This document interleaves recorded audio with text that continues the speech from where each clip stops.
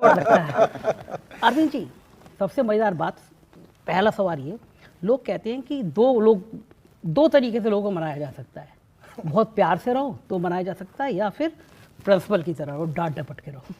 तो ये सारे लोग प्यार से रहते हैं या कुछ, या प्रिंसिपल वाली भूमिका में रहते हैं? मुझे डांटने वाटने की ज़रूरत नहीं पड़ती और कोई मेरी डांट सुनता भी नहीं है इन लोगों में। हम सब लोग मिलके निर्णय लेते हैं, सब लोग एक टीम की तरह, एक परिवार, टीम भी नहीं मैं कहूँगा, परिवार है हमारा।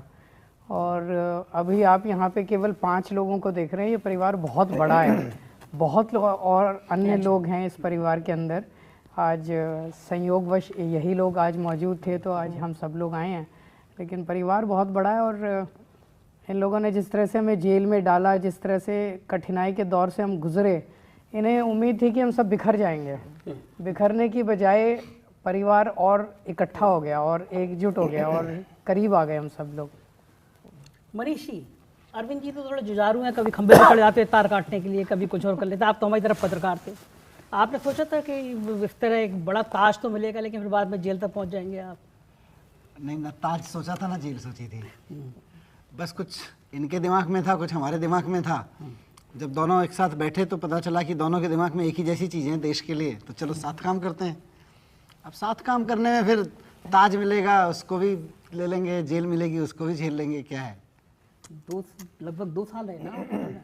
हाँ, लगभग 17-18 महीने। तो बाहर आने के बाद में भी वैसी गर्मी आपके अंदर अभी भी दिखाई दे रही है? कोई डर और नहीं है? चलिए एक एक करके मैं सबसे थोड़ा बात करूँ फिर करूँगा। आशीष जी, ये बड़ा हो रहा था कि मुख्यमंत्री कौन बनेगा, क्योंकि जो मुख्यमंत्री किसी कारणवश जेल जाना पड़ता था जिसको, वो अपनी पत्नी को आगे बढ़ा दिया करता था। लालू जी गए, सोरेन साहब गए, तो यहाँ पे भी मिसेज केजरीवाल जी का नाम चल रहा था।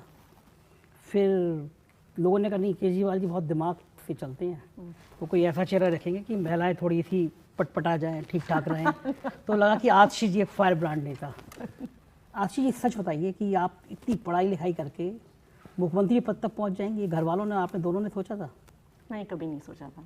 मैं अब कभी कॉलेज के दोस्तों से बात करती हूँ, उनसे मिलती हूँ, तो जब 20 साल पहले कॉलेज से निकले थे, हम मिडिल क्लास के पढ़े लिखे बच्चे थे, अच्छे कॉलेज से निकल के अच्छी नौकरी, अच्छी पेचेक के लिए काम कर रहे थे।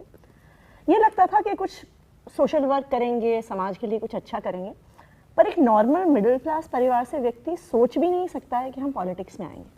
मैं तो सोचती हूँ 20 साल पहले कभी अगर कोई मुझे कहता भी पॉलिटिक्स में एंट्री कैसे करते हैं, ये भी नहीं पता था। मुझे लगता है आम आदमी पार्टी इस दृष्टि से अलग है कि आम आदमी पार्टी ने हम जैसे यंग पढ़े लिखे लोगों को, जिनका पॉलिटिक्स में कोई बैकग्राउंड नहीं था, ना हम पॉलिटिकल फैमिली से आते हैं, ना हम पैसे वाली फैमिली से आते हैं, ना हमारे कोई वोट बैंक है।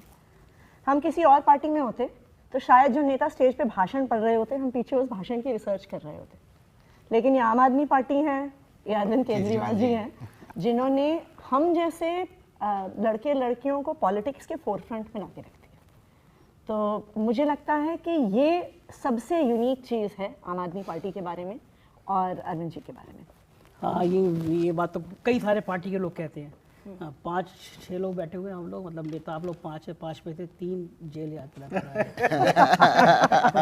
इस लाइन पे बाकी लोगों को 2 का थोड़ा ब्लड प्रेशर आएगा, बाकी 2 तो चलो बाकी 2 का। लोगों ने कहा कि आपने, मोदी जी की नज़र इन दोनों के ऊपर है। वो लोगों ने कहा कि जब आशीष बनी तो उन्होंने कहा कि अब गवर्नर साहब ने फाइल खोलना मुख्यमंत्री कार्यालय की शुरू कर दी होगी कि आशीष बनी तो अगला नंबर आशीष का लगाया जाए।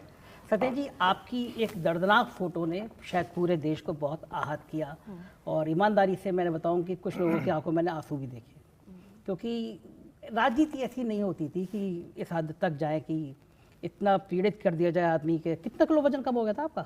मेरा 38 kg। मैं तो सोचता हूँ मैं भी चला जाऊँ कुछ दिनों के लिए, मेरा वजन ही कम है।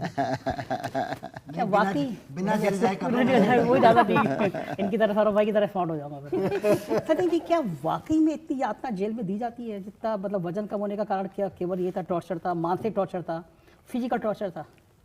अभी आपने कहा कि सब लोग आप प्रिंसिपल की तरह से इकट्ठे रहते हैं, आपने सबके लोगों के अलग अलग इंटरव्यू लोगे एक ही टाइम पर, 5 लोगों के नहीं 10 लोगों के लीजिएगा, और क्वेश्चन लगभग सेम पूछ लो एक ही टाइम पर, आपको ऑलमोस्ट सबके आंसर एक ही मिलेंगे। ये रटा देंगे यार केजरीवाल, ये रट के पहले ये रट के पूछो, जो भी पूछेगा जवाब यही देना है। नहीं, क्वेश्चन हमें थोड़ा पता है, क्वेश्चन तो आपको पता है। रीजन क्या है कि प्रिंसिपली देखो, हम जब जुड़े थे आपको पहला बात बताता हूँ मैं, सबसे पहले जुड़ने से पहले मैं आर्किटेक्ट था प्रोफेशन में। जिस दिन मैंने अपना प्रोफेशन छोड़ा, पॉलिटिक्स में आया, 5 दिल्ली के नामी सीएस के पास गया था मैं। उनसे मैंने यही पूछा था, भाई अरविंद केजरीवाल कैसा आदमी है? तो कहे बहुत अच्छा आदमी है। मैंने पैसे तो नहीं लेते? कहते नहीं, डिपार्टमेंट में अकेला आदमी है, वो नहीं लेता। तब मैंने अपनी ज़िंदगी उनके पीछे लगाई थी। फिर तो प्रिंसिपली अगर एक साथ हैं फिर तो सब कुछ ठीक होगा ही होगा। तो उसके अंदर प्रिंसिपली हम लोग जुड़े हुए हैं। जब हम जेल में थे तब तो हमारा कोई आपस में कॉन्टैक्ट बिल्कुल ही नहीं था। तब भी लोगों को लगता था कभी किसी से बात हो ना कि यार मनीष जी भी ये बोल रहे हैं, अरविंद जी भी ये बोल रहे हैं, आप भी ये बोल रहे हो। तीनों अलग अलग जेलों में थे, मतलब ये नहीं था एक ही जेल में हो। तो क्योंकि विचारधारा एक सिंगल प्लेटफॉर्म पे आए, मकसद क्या था कि देश के लिए कुछ काम कर लें। मैं तो अपने लिए बता सकता हूँ, देखो जी, ज़िंदगी में ना कभी पॉलिटिक्स में आना तो नहीं सोचा था, कभी ये भी नहीं सोचा था मंत्री बने। हमने पता भी नहीं था कि हमारे परिवार में कहीं पर भी कोई किसी गांव का प्रधान नहीं बना, आरडब्ल्यू का ये प्रेसिडेंट आर्किटेक्ट था। और मैं जब पहली बार इसको टिकट दी थी, इसको मनाने के लिए 4 बार इसके घर जाना पड़ा था। अच्छा, ये टिकट लेने को तैयार नहीं था ये। क्या बात है। नहीं, दरअसल क्या था एक ना, बार तो मेयर सर बहुत देर 1.5-2 घंटे बैठे थे इसके अंदर। कितना लड़ रहे हो? हाँ, कि चुनाव लड़ इनको पटाने के लिए। इनके पूरे परिवार को मनाने के लिए, इसको मनाने के लिए। नहीं दरअसल क्या था ना, देखो पॉलिटिक्स के बारे में ना कोई अच्छी रेपुटेशन तो है नहीं। हाँ, और हमने बनाई भी नहीं है। बनाने वाले तो वो हैं जो पॉलिटिशियंस हैं। मुझे तो चलो सर ने याद दिला दिया, मेरे फादर ने फर्स्ट डायलॉग ये था कि बेटा देखो, हम तो जिस दिन टिकट मिल गई उस दिन की बात ये बात, जब मैंने हाँ कहते नहीं, हम तो देखो इज्जतदार लोग हैं और पढ़े लिखे लोग हैं, पॉलिटिक्स में तो गुंडे बदमाश लोग होते हैं। हाँ, ये सामान धारणा तो ये मतलब कहते टीचर थे मेरे फादर, कहते अच्छे लोग थोड़ा आते हैं पॉलिटिक्स में। हाँ, ये सामान धारणा मेरी समाज बेटी छोटी सी थी, उस टाइम 8वीं क्लास में थी, कहते पापा आप तो अच्छे आदमी हो। डर गई पूरी तरह से कि पापा आप तो अच्छे आदमी हो, आप नेता क्यों बन रहे हो? तो नेताओं के बारे में रेपुटेशन अच्छी थी, मेरे मन में भी अच्छी नहीं थी। और मैं तो देखो 10 साल के बाद अभी भी उतनी है। स्ट्रांगली कह सकता हूँ कि मैं गलत था। पहले मैं कहता अच्छे नहीं होते नेता, आप कह सकते बहुत अच्छे नहीं होते, बहुत ही ख़राब होते हैं। जितना मैं सोचता उससे भी ज़्यादा ख़राब होते हैं। बट आपने कहा पॉलिटिक्स में, मतलब पहली बात तो हम ये कहते हैं we are not in politics. हम जो करने आए थे वही कर रहे हैं। अगर पॉलिटिक्स में होते तो शायद जेल जाने के बाद सारे टूट जाते हैं। हाँ, ये बात अगर हम पॉलिटिक्स में होते ना तो फिर तो कुछ ना देख रहे होते ना, कैरियर बनाने आते। कैरियर तो छोड़ के आए थे। जितने भी लोग बैठे हैं कोई कैरियर बनाने तो आया नहीं, अपना अच्छा खासा कैरियर छोड़ के आए सारे के सारे। जब छोड़ के आए थे तो लेने तो कुछ आए नहीं। तो हमने कहा भाई जेल क्यों आए? जो ऐसा आपने पहला क्वेश्चन पूछा ना जेल के ऊपर, सर मैंने बहुत सोचा शुरू में जाके, मैंने कहा ये मेरे साथ ऐसा क्यों हुआ? मैंने तो कुछ किया नहीं। अब छोड़ो मंत्री बनने के बाद, पहले भी कुछ नहीं गलत किया। फिर मैंने कहा देखो जी, सोचा तो मैंने ये भी नहीं था मंत्री बनूं, सही बात है। तो मंत्री भी बन गए। और सोचा ये भी नहीं था कि जेल पहुंचे, वो भी पहुंच गए। तो मैंने कहा लगता है पिछले जन्म का कुछ होगा। हाँ, ठीक। भगवान श्री कृष्ण का तो जन्म भी जेल में हुआ था। अच्छा, अभी पिछला जन्म और अगला जन्म वो हाँ, कुछ तो है। स्वर्ग नरक मानते हैं। अमित शाह ने भी कहा था कि अगर ये नाम दोगे तो स्वर्ग मिल जाएगा सीधा।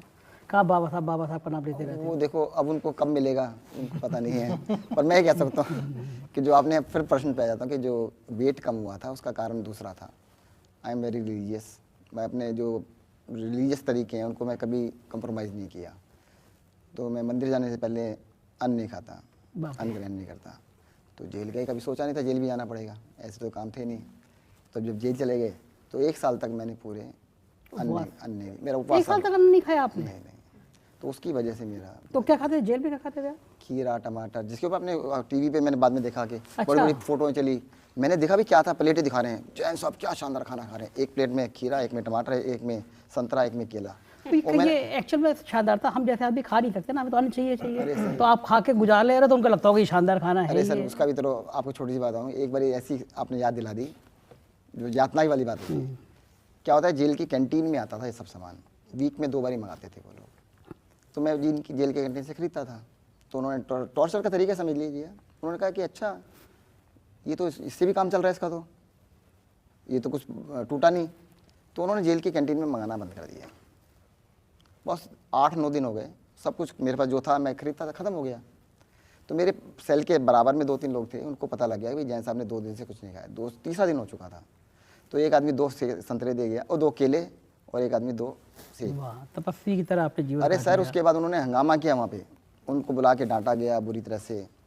तो उन्होंने उनको चैलेंज किया, कहते देखो अगर आप ऐसे करेंगे ना हम मीडिया के सामने चले जाएंगे। उनका तो एक्सेस था ना, कहते हम मीडिया में जाएंगे और आपके लिए मुश्किल हो जाएगी। उसके बाद फिर उन्होंने फ्रूट थोड़ा खाना देने लगे। तो मतलब लंबा लंबा टॉर्चर का टॉर्चर तरीका वाला। दूसरा था, पर मैं कहता हूँ ये तुम्हें भुगतना ही था। हाँ नहीं, और ये इसके लिए आप लोग जितना जिताब से आप लोग पंगे ले रहे थे, अब आप चौथे पास राजा की कहानी सुनाएंगे और आप सोचेंगे राजा जी आपको 5 स्टार में खाना खिलाएगा, तो ये संभव नहीं है ना। इतना तो भाई किसी के लिए करोगे तो वो भी करेगा ही करेगा। सर भाई आप तो ग्रेटर कैलाश की से लड़ भी रहे हैं चुनाव, तो ये जो बढ़िया सा कोट वोट पहनने की आज़ादी है, मेरे ख्याल ये किसी और पॉलिटिकल पार्टी में नहीं होती। हमारा तो यूनिफॉर्म होती है कि कुर्ता पजामा, मन भी करता हो किसी का तो आदमी कुर्ते पजामे में रहना है। ये आपने देखा सर तो तारीफ कर रहे थे कि कोट कोट तो अच्छा इसीलिए लग रहा मैंने है। देखा कोट के अंदर। आपको मन था कभी पॉलिटिक्स में आने का, या बाकी सब लोगों की तरह आपका मन भी नहीं था? नहीं, मुझे पॉलिटिक्स बड़ी ग्लैमर वाली तो लगती थी। मुझे लगता था कि नेता का भौकाल होता है।